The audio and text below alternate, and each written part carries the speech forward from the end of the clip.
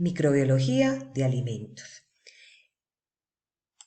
En esta presentación vamos a trabajar un objetivo específico y es entender y establecer conceptos y pautas sobre la microbiología para posteriormente estudiar y definir parámetros de calidad para materias primas, productos en proceso y producto terminado. La microbiología de alimentos se centra bajo estos tres parámetros. 1. Agentes productores de alimentos. 2. Agentes de deterioro de los alimentos. Y 3. Agentes patógenos transmitidos por los alimentos. Comencemos. Primero, vamos a hablar entonces de los agentes productores de alimentos. Para ello es importante recordar que existen los microorganismos que comúnmente llamamos como beneficiosos.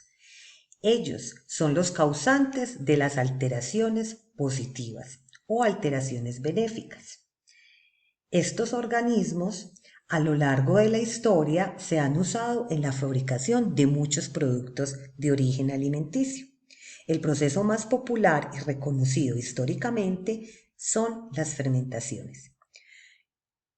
Existen varios ejemplos como las bebidas alcohólicas, en donde podremos clasificar al vino, la cerveza y otras bebidas de origen fermentativo, como el sake en China. Existen también todo lo que tiene que ver con los derivados lácteos, como el yogur, el kumis, el kefir y el extenso y variedad de productos de lácteos. También podríamos nombrar los productos que son procesados mediante la maduración. Entre ellos están las carnes, los embutidos y los infaltables quesos madurados. Sin embargo, en este curso no nos vamos a profundizar sobre este aspecto, debido a que a lo largo de la carrera ustedes podrán estudiar sobre procesos de transformación de alimentos, por ejemplo, en el curso de biotecnología. El segundo aspecto importante para estudiar son los agentes del deterioro de alimentos. Aquí descubriremos los microorganismos conocidos como alteradores o alterantes, es decir, todos aquellos que modifican la apariencia del alimento y sus características organolépticas, provocando malos olores o sabores e inclusive cambiando el color del mismo. En este caso, el alimento no tiene por qué ser dañino para el consumidor. En la fotografía estamos observando un cítrico alterado por un hongo saprófito que comúnmente se encuentra en el medio ambiente llamado Penicillium sp. Es importante entonces en este momento recordar que el alimento alterado tiene muchas modificaciones y que por lo general no son aptos para el consumo. ¿Por qué? Pues porque no cumplen con los estándares de calidad, con las exigencias del consumidor final. Pero es importante aclarar que no necesariamente un producto deteriorado es un producto peligroso para la salud. Es decir, si la acidez del yogur es una característica intrínseca de este producto, la acidez en una leche fresca se convierte en una alteración. Sin embargo, el consumo de esta leche alterada posiblemente no nos cause ningún perjuicio para nuestra salud. Existen aspectos importantes a suponer cuando hablamos de ¿cuál es el origen de la contaminación microbiana? Podríamos decir entonces que existen 4 aspectos importantes a considerar. Uno sería el medio ambiente, otro el equipo de instrumentos, manipuladores y por último lo que conocemos como contaminación cruzada. Hablemos un poco de ellos. El medio ambiente se refiere a todas aquellas condiciones ambientales de las cuales fue obtenido el alimento. Es decir, si el alimento es fresco o si proviene de una zona con una temperatura explícita. Estos aspectos favorecen el desarrollo de los microorganismos alteradores. Un ejemplo clave es el agua empleada en los procesos de transformación del alimento. Si el agua empleada es de buena calidad, esta no influirá directamente sobre la contaminación. Sin embargo, si el agua en este caso está contaminada, por ejemplo, con materia fecal, materia orgánica, esto influirá directamente sobre la calidad intermedia de este producto. El segundo aspecto a considerar ya lo nombramos y lo definimos como equipos e instrumentos. La calidad microbiológica del alimento en un estado fresco, es decir, antes de ser procesado o tratado, depende mucho de la calidad de la limpieza y desinfección de todos los equipos y de toda la instrumentación con la que vayamos a procesar esos alimentos. Estoy hablando de una licuadora, estoy hablando de un molino, estoy hablando de un simple cuchillo.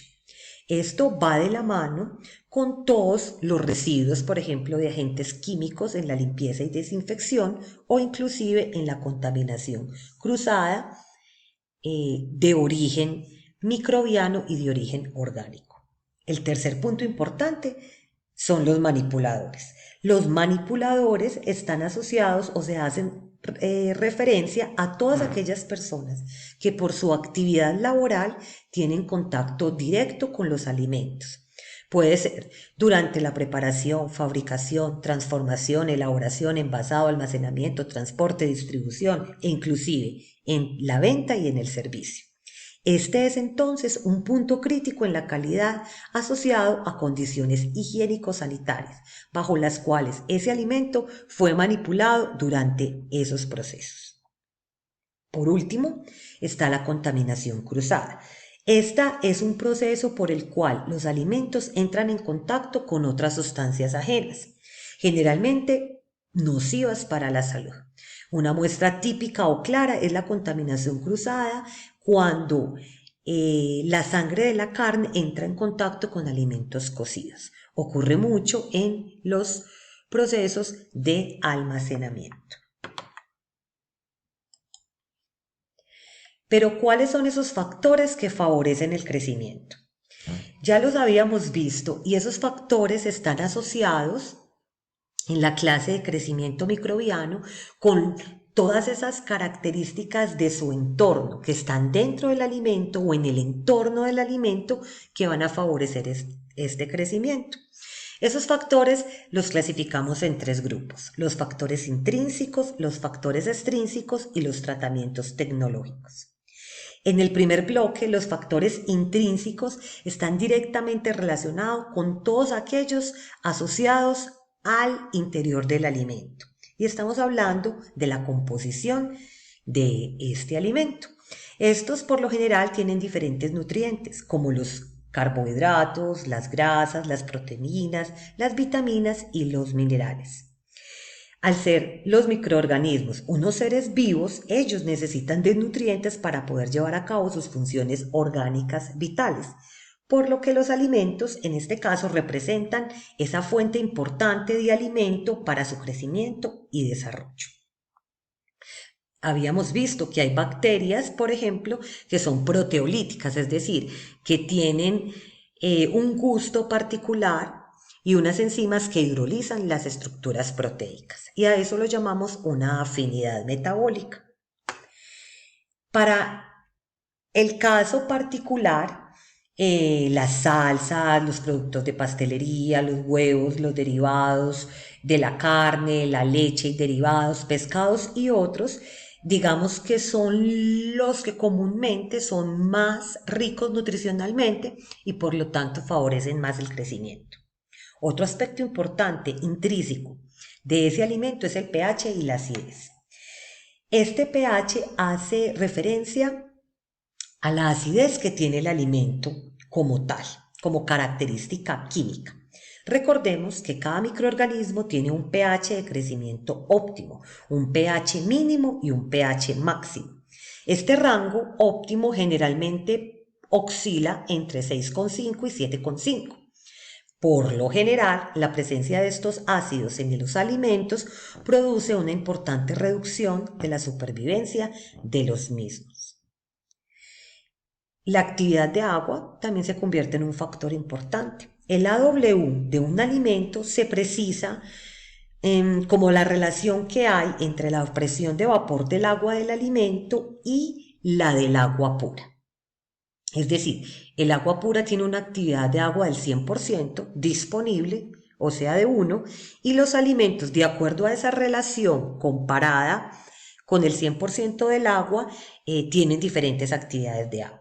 Esto va muy de la mano con la humedad, está ligado directamente a la humedad, lo que permite determinar que la capacidad de conservación de los alimentos está dada o está estrechamente ligado con la humedad. Me explico. Esto quiere decir que a mayor humedad, mayor posibilidad de proliferación microbiana, porque ese alimento tiene una actividad de agua cercana al 1. Por otra parte, los factores extrínsecos están asociados al medio que rodea el alimento. Estoy hablando de la concentración de oxígeno y esta es importante ya que es selectiva, es decir, en todos los ambientes en donde incluimos los alimentos influyen bastante esa relación con el oxígeno. Los microorganismos presentes tienen un metabolismo particular y una relación importante con él. Sabemos nosotros que existen microorganismos aerobios, anaerobios y facultativos. Esta capacidad metabólica define la supervivencia del microorganismo en el entorno de oxígeno que posee el alimento. La temperatura está muy relacionada con esas condiciones de crecimiento. Un alto porcentaje de los microorganismos se desarrollan en condiciones de mesofilia, entre 5 y 60 grados centígrados, siendo su temperatura óptima de crecimiento entre los 25 y 40 grados. Por ello, los alimentos deben mantenerse por debajo o por encima de estas temperaturas de desarrollo microbiano. Por encima de los 100 grados, los microorganismos empiezan a morir, específicamente bacterias y esporulados, mientras que si se sitúan por debajo de los 0 grados, no necesariamente mueren, pero su crecimiento puede verse inhibido. Por último, la humedad, como lo habíamos dicho, en los factores intrínsecos son importantes o es un factor importante para el desarrollo normal de todos los organismos. Específicamente las bacterias se desarrollan mejor cuando hay mayor grado de humedad. Por lo tanto, habrá que tener grados de humedad muy bajo en instalaciones y también donde tenemos los utensilios y la humedad relacionada a ellos, adecuada para que estos microorganismos no puedan aumentar o tener un crecimiento acelerado. El tercer bloque importante como factor de desarrollo de crecimiento son los tratamientos tecnológicos. Ellos entonces son todos esos tratamientos físicos o químicos que utilizamos para modificar la flora inicial que se encuentra dentro de este alimento. Esto permite entonces aumentar la vida útil del alimento.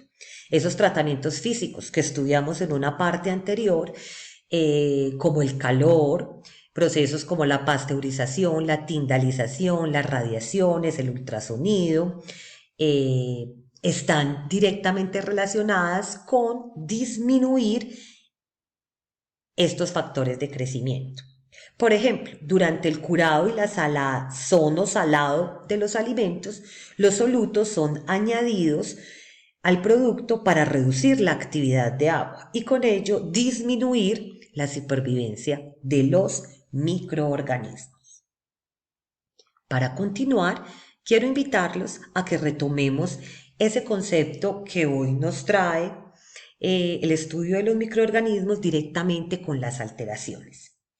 Cuando hablamos de alimentos contaminados, estamos refiriéndonos a todos aquellos alimentos en donde de forma accidental, no provocado, contienen o se contaminaron con algún tipo de organismo vivo, como son las bacterias, los hongos, las levaduras e inclusive con entidades víricas.